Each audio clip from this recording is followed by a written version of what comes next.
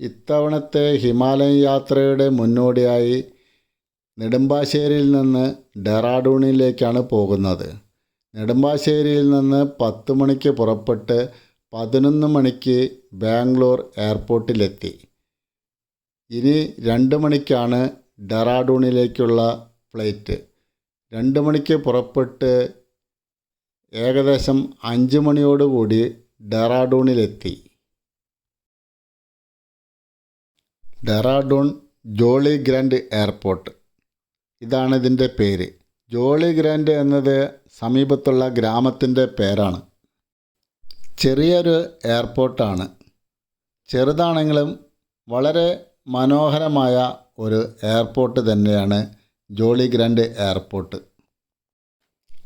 ഡെറാഡൂൺ, ഋഷികേശ്, മസൂരി, ഉത്തരാഖണ്ഡിലെ പ്രധാന ആകർഷണങ്ങൾ എന്നിവ കാണാൻ വരുന്നവർക്ക് ഏറ്റവും വിശേഷപ്പെട്ട ഒരു വിമാനത്താവളമാണ് ഇവിടത്തേത്.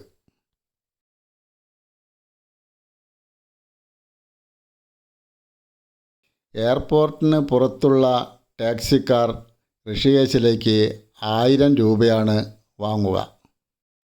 എയർപോർട്ടിൽ നിന്നും ഏകദേശം ഒരു 100 മീറ്റർ അകലെ നിന്ന് ടാക്സി വിളിച്ച് പേശിയാൽ ഒരു 600 രൂപയ്ക്കൊക്കെ നമ്മളെ ഋഷികേശിലെത്തിക്കും.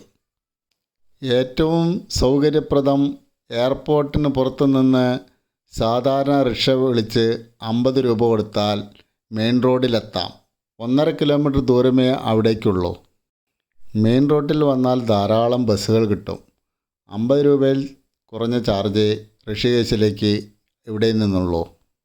എയർപോർട്ടിൽ നിന്ന് ഋഷികേശിലേക്ക് ഏകദേശം 21 കിലോമീറ്റർ ദൂരം മാത്രമേ ഉള്ളൂ. ഒരു 40 മിനിറ്റിൻ്റെ യാത്രയെ ഡെറാഡൂൺ എയർപോർട്ടിൽ നിന്ന് ഋഷികേശിലേക്കുള്ളൂ. ഋഷികേശ് ബസ് സ്റ്റാൻഡിൻ്റെ മുന്നിൽ വാഹനമെത്തി. വളരെ മനോഹരമായ ഒരു സ്ഥലമാണ് ഋഷികേശ്. ഉത്തരാഖണ്ഡിലെ ഒരു മുനിസിപ്പൽ പട്ടണമാണിത്. ഹിന്ദുക്കളുടെ പുണ്യനഗരം. ഹിമാലയത്തിലേക്കുള്ള പ്രവേശന കവാടം. പട്ടണമങ്ങനെ ഗംഗാ നദിയോട് ചേർന്ന് കിടക്കുകയാണ്. ദൂരെ രാംചൗല. രാംചൗലയ്ക്ക് അപ്പുറത്തും ഇപ്പുറത്തുമായി ധാരാളം സൂനീർ കടകൾ കാണാം.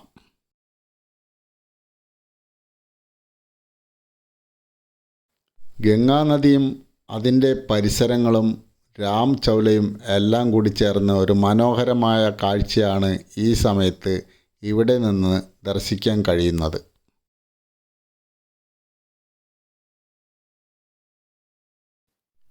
രാംചൗല തൂക്കുപാലത്തിൽ നിന്ന് അപ്പുറത്തേക്ക് നടക്കുകയാണ്. സമയം ഏകദേശം വൈകിട്ട് 7 മണി ആകുന്നു. ഗംഗാ ആരതിയുടെ സമയം കഴിഞ്ഞിട്ടുണ്ട്. ദീപത്തിൽ കുളിച്ചു നിൽക്കുന്ന ഗംഗാ നദിയുടെ പരിസരം വളരെ മനോഹരമായ കാഴ്ച തന്നെ.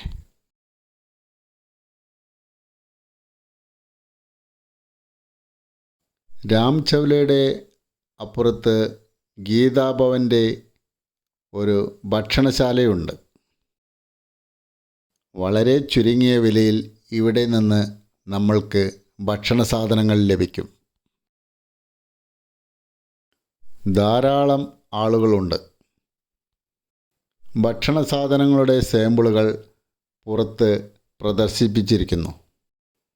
അതിൻ്റെ വിലയും അവിടെ എഴുതി വച്ചിട്ടുണ്ട്. മുൻകൂട്ടി ടോക്കൺ വാങ്ങിയിട്ട് വേണം ഭക്ഷണ സാധനങ്ങൾ വാങ്ങാൻ. വളരെ ക്ഷമയോടുകൂടി നിന്നാണ് എല്ലാവരും ഭക്ഷണ സാധനങ്ങൾ വാങ്ങുന്നത്. അതിനാൽ നമുക്ക് വലിയ പ്രയാസമൊന്നും അനുഭവപ്പെടുന്നില്ല. പലതരം ഭക്ഷണ സാധനങ്ങളുണ്ട്. ചിലത് പാക്ക് ചെയ്ത് വെച്ചിരിക്കുകയാണ്. ശുദ്ധമായ നെയ്യിലും മറ്റും കൃത്രിമത്വം ഒന്നുമില്ലാതെയാണ് ഇവിടെ നിന്ന് ഭക്ഷണ സാധനങ്ങൾ തയ്യാറാക്കുന്നത്. 4 പൂരിയും കറിയും കൂടി 25 രൂപയാണ് ചാർജ്. വളരെ രുചികരമായ ഭക്ഷണം കഴിച്ച് അവിടെ നിന്നിറങ്ങി. മനോഹരമായി കിടക്കുന്ന ഗംഗയുടെ ഓരത്തു കൂടി നടന്നു. ഗംഗാനദിയുടെ ഓരത്ത് ഗംഗാജലം ശേഖരിക്കുവാനുള്ള പാത്രങ്ങളും ഗംഗാ ആരതി നടത്തുവാനുള്ള പുഷ്പങ്ങളും ഇപ്പോഴും വിൽപ്പന നടത്തിക്കൊണ്ടിരിക്കുകയാണ്. ഇപ്പോഴും ഗംഗാനദിയിൽ ആരതി ഒഴുക്കിക്കൊണ്ടിരിക്കുകയാണ്.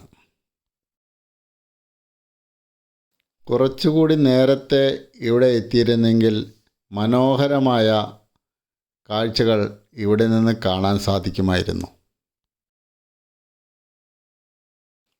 ധാരാളം ഭക്തർ ഇപ്പോഴും ആരതി ഒഴുക്കിക്കൊണ്ടിരിക്കുന്നു.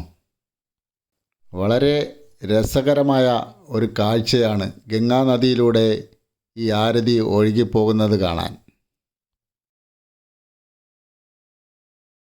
നല്ല കാലാവസ്ഥയാണ്. അധികം തണുപ്പുമില്ല, ചൂടുമില്ല. മാർച്ച് മാസം അവസാനമാണ് ഞാനിവിടെ വന്നു നിൽക്കുന്നത്. കുറേയൊക്കെ സഞ്ചാരികൾ ഇപ്പോഴും ഗംഗയുടെ പരിസരത്തുണ്ട്. നദിയുടെ ഓരത്ത് വലിയൊരു കാളക്കൂറ്റൻ, ഒരു കൗതുകം തന്നെ. വളരെ വലിയ കാള. ഇംഗ്ലീഷുകാരെത്തി അതിനെ താലോലിച്ചുകൊണ്ടേയിരിക്കുന്നു. ഹരിദ്വാറിൽ നിന്ന് 25 കിലോമീറ്ററാണ് ലോകത്തിൻ്റെ യോഗ തലസ്ഥാനമായ ഋഷികേശിലേക്കുള്ളത്. ഋഷികേശിലെ ഈ ഗംഗാനദിയുടെ ഈ രാത്രി കാഴ്ച വളരെ നേരം ആസ്വദിച്ചു നിന്നു. നാളെ രാവിലെ രുദ്രപ്രയാഗിലേക്ക് പോകണം. സാധാരണ ഹിമാലയ യാത്രയ്ക്ക് ഹരിദ്വാറിലാണ് ആദ്യം തങ്ങുക. അവിടെ നിന്നാണ് മറ്റുള്ള സ്ഥലങ്ങളിലേക്ക് പുറപ്പെടുക. ഇത്തവണ അത് ഋഷികേശിൽ നിന്നായി എന്ന് മാത്രം. ഹരിദ്വാറിനേക്കാളും താമസച്ചെലവ് വളരെ കൂടുതലാണ് ഋഷികേശിൽ. വിദേശികൾ അധികവും വരുന്നത് കൊണ്ടാകാം അത്. ഋഷികേശിൽ ഒട്ടനവധി പുതിയ കെട്ടിടങ്ങൾ വന്നിട്ടുണ്ട്. എന്നിരുന്നാലും ആ പഴയ കെട്ടിടങ്ങളുടെ ഭംഗിയൊന്നും നമ്മൾക്ക് അനുഭവപ്പെടുന്നില്ല.